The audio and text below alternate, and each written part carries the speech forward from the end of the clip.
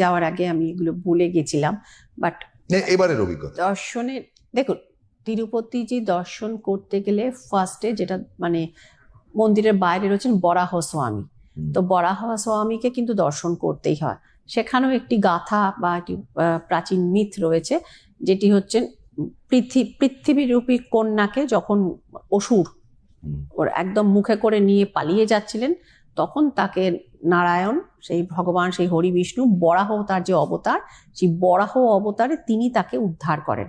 এবং ওই মানে থাকে না বরাহ যেটা থাকে না, দাঁতাল যেটাকে বলা হয়, এইভাবে তিনি উদ্ধার করেছিলেন। তো সেই বরাহ স্বামীর কোলে মাতা পৃথিবী, অপূর্ব একটি মূর্তি কিন্তু রয়েছে। এবং একটি বিখ্যাত পুষ্করিণী রয়েছে তিরুপতিতে, মন্দির প্রেমিসেসের একদম সামনেই। এটাকে বলা হয় পাপ ও বিনাশম পুষ্করিণী।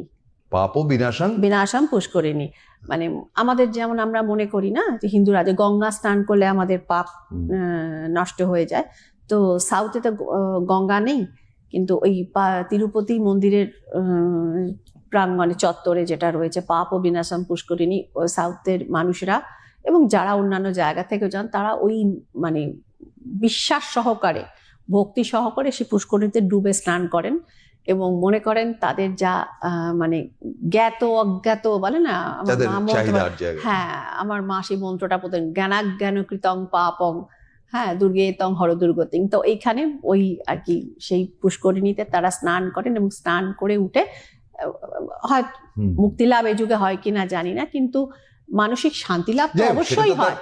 ধরুন আমরা তো কাউকে খাটো করতে পারি না, কখনোই না, তোমার বিশ্বাসে আমি আঘাত হানতে পারি, কখনোই না, কখনোই না। তোমার ধর্ম তোমার মতন করে পালন করো। কিন্তু মানুষ মন্দিরে, যেটা দীর্ঘ প্রসেস, প্রচুর লাইন পরে আমি পদ্ধতিগুলো বলে গেছিলাম। তো তারপরে ভগবান শ্রী ভেঙ্কটেশ্বর গোবিন্দা গোবিন্দা বলে সেই যে ধ্বনি, যেন মনে হয় সাগর থেকে উঠে আসা কোনো সেই রোরিং সাউন্ড, অদ্ভুত অদ্ভুত। এই অভিজ্ঞতা আপনারই আছে এবং আপনি তো প্রসাদও চলে আসবে।